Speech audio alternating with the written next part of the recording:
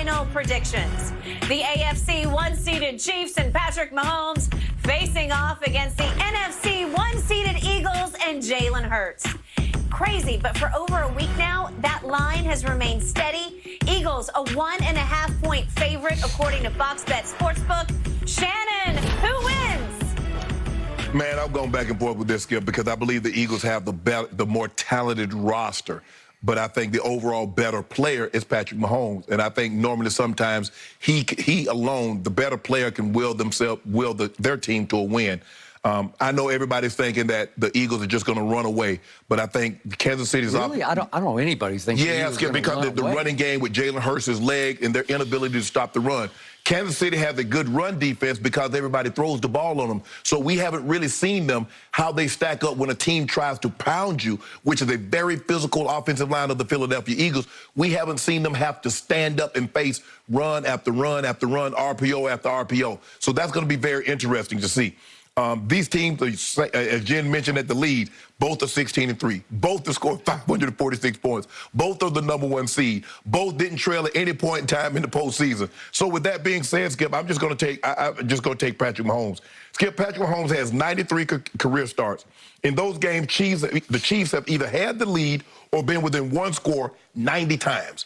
So he does a great job. No matter what you think of his improvisational skills or him turning the ball over too much or being risky with the football, he keeps his team in the ball game. And if he can keep his team in the ball game late in the ball game, I trust him to pull it out. I'm going to say the Eagles. I'm going to say the Chiefs win a very close ball game. Buckner kicks it 34-31, and they hold on. I think you just committed a Freudian slip there, because I think you said what you really believe. Well, you think the Eagles are going to win this game. No, if I'd have thought the Eagles would win, I'd have picked the Eagles. Okay. I have to admit up front, I don't hate anything about your prediction, because I told you from day one 2 weeks ago, when we knew what the two Super Bowl teams would be, right, I thought Kansas City would be a 4 or 5 point favorite because they have the two best offensive players on the field, obviously in Mahomes and Kelsey.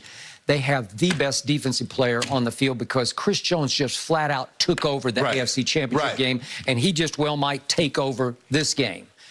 But I believe that Jalen Hurts will be the reason the Eagles win this game 30-27, which pains me to admit as a diehard, lifelong Cowboy fan, because remember, the Eagles have 2 picks in the first round of the upcoming draft. They have the 10th overall as well as their own pick at the bottom of the round.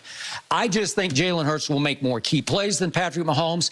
He should have been the regular season MVP, and he will get even by being today's Super Bowl MVP. And just for the record, the last 9 regular season MVPs who made it to the Super Bowl all lost this game. For the record, the last 5 times a first-team All-Pro played a second-team All-Pro in the Super Bowl, the first-team All-Pro lost the last 5 times. Why is that? It's like the Heisman winner invariably loses his bowl game because the opponent gets geeked, because the opponent sees a bigger and bigger target on the back of the MVP or the Heisman winner.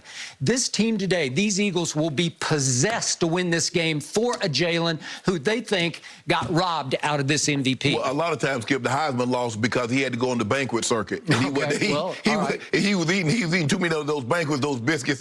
Well, maybe Patrick celebrated late Thursday night that he won another MVP. Which but he already knew he was going to win. Foregone wasn't nothing to celebrate. He already knew that. Okay, Jalen Hurts has to be today the best player on the field, because I've also told you from the start, I don't trust the Philadelphia Eagles defense, because I witnessed it allow 40 points to my Dallas Cowboys on Christmas Eve at Jerry World, and I can't get it out of my craw. It sticks in my craw because it's pretty scary.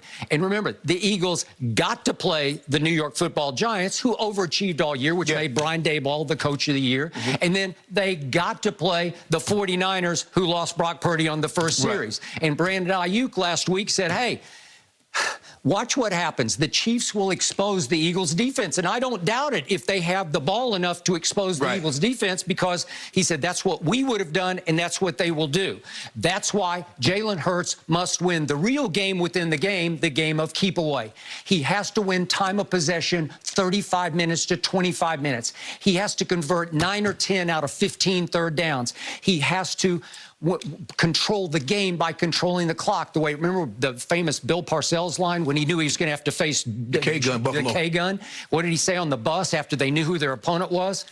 Shorten the game. Right. Control the clock. Keep Jim Kelly and the K-Gun off the field. Keep Patrick Mahomes at bay on the sideline. Make Andy Reid have to worry more about his defense than calling plays for his offense.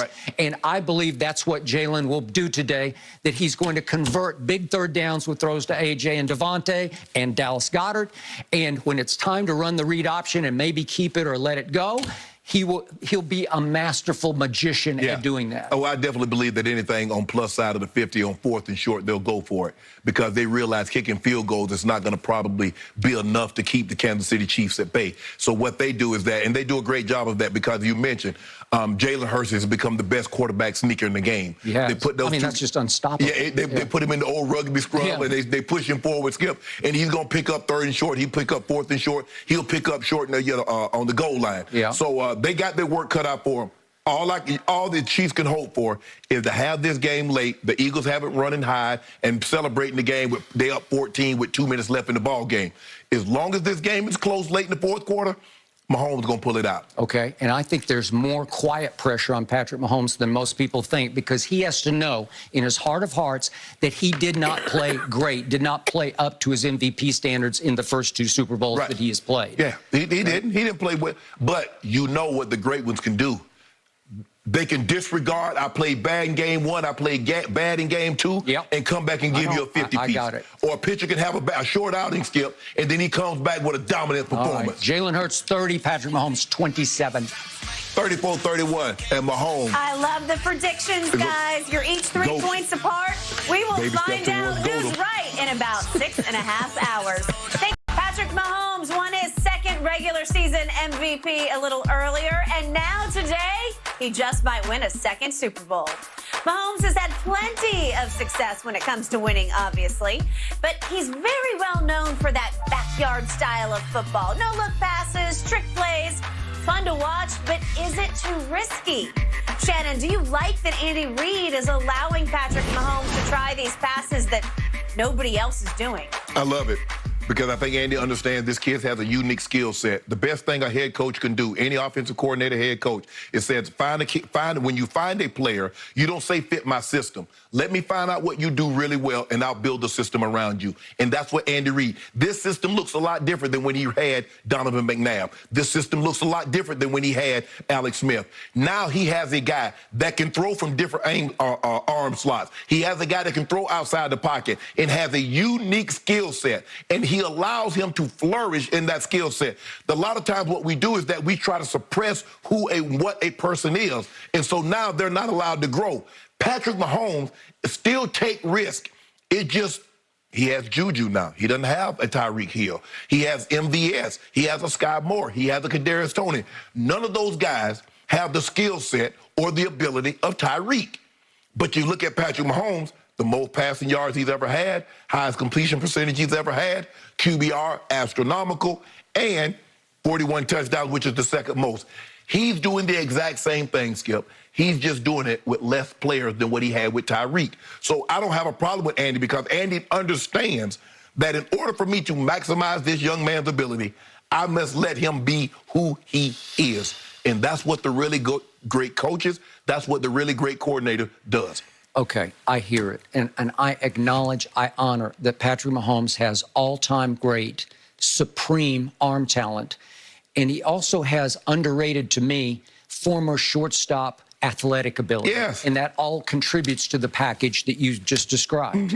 But I've told you from the start about this kid that what sells doesn't always win at the highest level in the biggest games because all those trick shot passes that he pulls off, it'll make you an internet sensation. You can win YouTube, you can win TikTok, and you can win a whole lot of acclaim to help Andy Reid polish his offensive genius because he gets a big kick out of what he lets this kid get away with.